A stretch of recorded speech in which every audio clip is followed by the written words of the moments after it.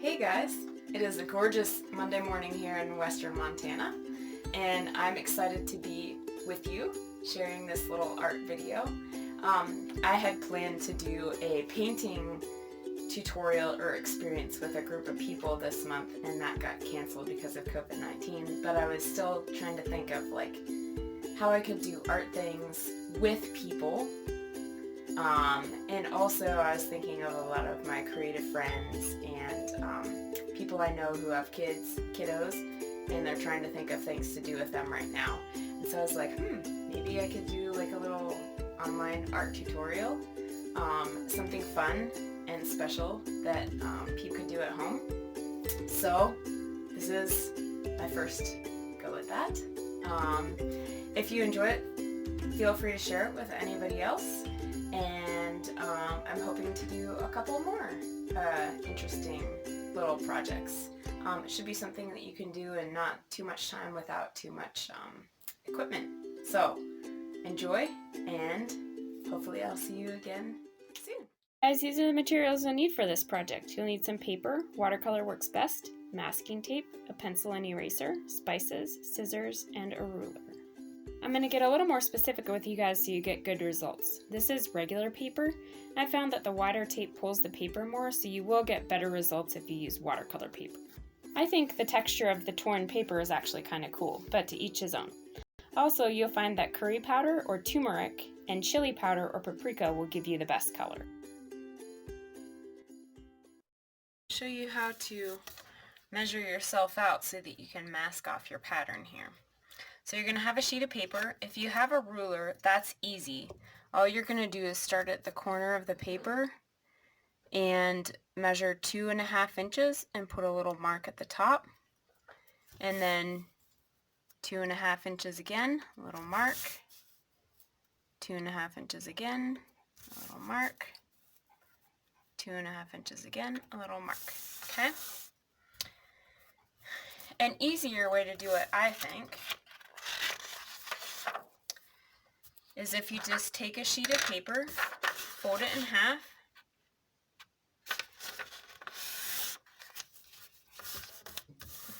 and then I use my 4 fingers. I put one mark at this side, one mark at this side. It's about 2 3/4 inches. And then what I do is I just take my first mark. Make sure you guys can see this. Yeah. And I line it up with the edge of the paper. I put a mark at the second one, and then I move my first mark over to that one that I just did. I mark again, and then I do that again. So I have a consistent mark the whole way across. Just like that. And once I'm done with the top, then I'm going to come down here to the bottom and do the same thing. So I'm going to line it up with the edge, do my first mark, second mark. Got another sheet of paper under here that's getting in the way.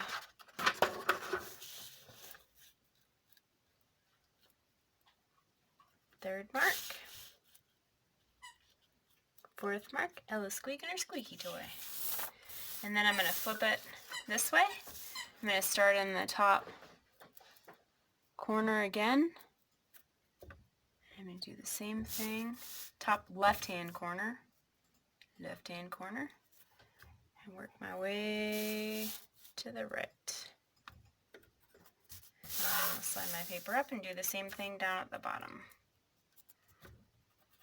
So you're going to have, this is going to create like a grid pattern. And you should have your little section that isn't a complete square on the same side. So if you imagine a line coming across here, you would have a little extra section there. And it's the same over here. So your paper is all marked out. Now when you put your tape lines down, you can just line your tape up with this mark up here and this mark down here, pull it taut, and you're going to get a straight line. Okay? Alright guys, I'm going to show you this handy dandy home hack for if you don't have the right size of masking tape. Normally you can get it in rolls that are about a 1/2 inch to 3/4 of an inch thick, which is perfect for this project. But if it's a little wider than that, just stick it to a table, cut it in half. Doesn't have to be perfect, and you should be good to go. Okay guys, we're ready to start masking out our pattern.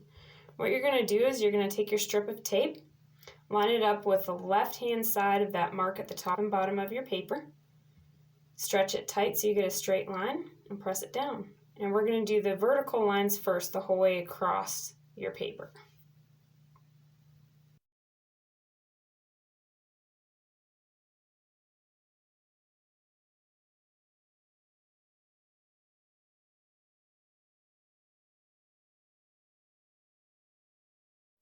Okay guys, we're going to do our horizontal lines.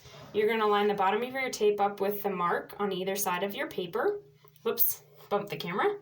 Stretch it tight, pull it across, and press it on down. Okay, take 21.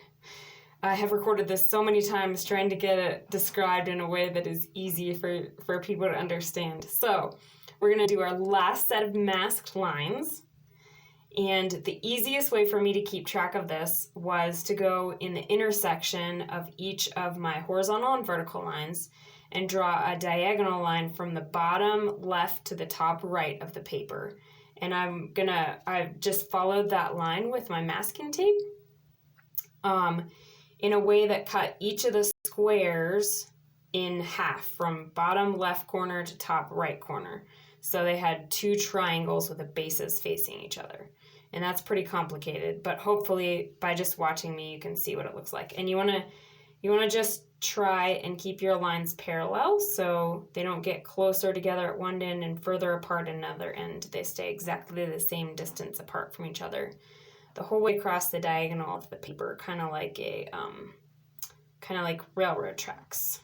And by the time you're done, you should have on an 8.5 by 11 sheet of paper, you should have 6 diagonal lines.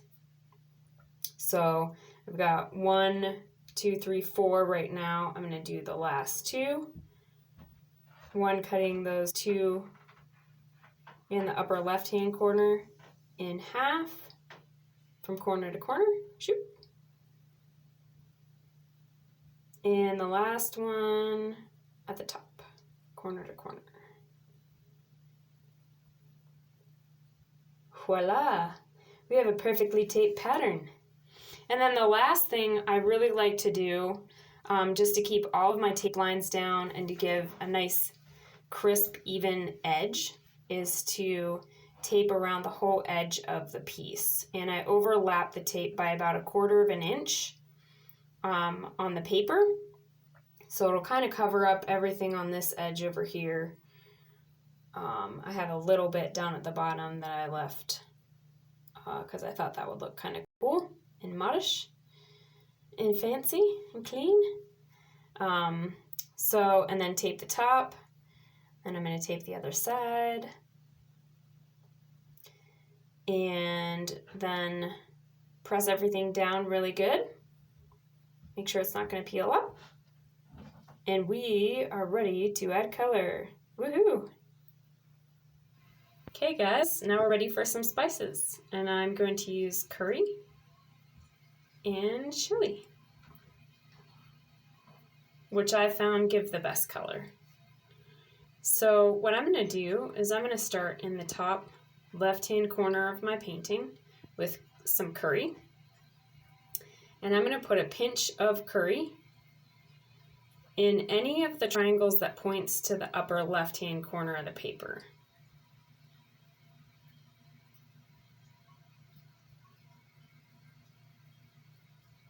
And I'm going to do that all the way down.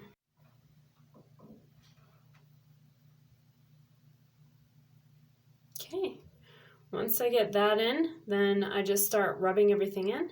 It works well to go kind of in a circular motion, back and forth, up and down, whatever, just each square. And you don't have to be too careful about where the spices get. You really have to rub it into the paper to get good color, so it can kind of spread out and touch the other spaces a little bit. Super. And once you've done that, then you take your chili and you add it to all of the triangles facing the bottom right-hand corner of the paper. And rub those in. And the chili gives you kind of a nice orangey color. The curry gives you a nice yellow, sort of mustardy color. And it really is, the spices that give you those colors are turmeric and paprika. So if you have either of those, that works too. Hey guys, it's time for the fun part. Yay! I'm recording voiceover over all of this because my husband was taking a nap in the living room while I was doing this. He woke up during this point. I was watching it, and you can hear this big yawn in the background. But this is the really fun part. I love this part. You're just going to peel your tape off. Make sure you do it really carefully, especially if you're using regular printer paper. I found that the wider strips of tape even tore the watercolor paper a little bit. So just do it really carefully, and you'll get to see your pattern when it's all off and done. There it is. Looks so good once it's matted and framed. And I've said that a bazillion times. Don't forget to sign your work, guys. Be proud of the fact that you did it and that you had fun. Thanks for joining me, and hopefully we'll get to do this again soon. Hi guys, Shelly here. I wanted to share a few thoughts behind these spice paintings that I've been doing. I've really been thinking a lot lately about how to get to the basics. So when it comes to painting, oftentimes we go to the store and we buy a tube of paint that's been made and preserved, and it's in a tube, and we can squeeze a little bit out and we can save a little for later. And it's very easy and it's very accessible. But what happens in the middle of COVID-19 when you can't go to the store because it's closed and you can't get the paint? And so I was thinking about, how I could do something with the most basic materials. And that brings us back to a rich history of plant-based dyes and paints. So I thought that was pretty cool. And I thought, what do I have on hand in the kitchen? What do most people have? They have like taco seasoning, or chili powder, which has paprika in it, which is this bright red kind of rich color. Or curry powder, which has turmeric in it, which is this really deep mustard yellow color. And so I was like, well, I'll paint with those because I have them, And I was also thinking, I've also been thinking a lot about some of my friends with young kids and some of my creative friends that are at home now and they have extra time on their hands, and everybody's trying to figure out how to balance life and kind of stay mentally sane and do normal without having a lot of normal in their lives right now. So I was thinking about them too, and how can I put something together that would have the most basic material, that would be accessible to people, and that would be an enjoyable project that people could do together. Moms could do with their kids, friends could do with me, all that kind of stuff. So those are some of the thoughts behind the first spice painting that I did, which I entered in an online art exhibit, which is going up April 24th. At the Heritage Centers. On the Heritage Centers website, I'll include the link with this so you can see a whole bunch of local artists' work. The exhibit itself is entitled Art in Isolation. I think it's like Thoughts on COVID-19 or something like that. I don't remember exactly what it is, but I'll include the link. So anyway, that's a little bit of the behind the scenes for this project, and thanks for joining me. Glad I could do it with you.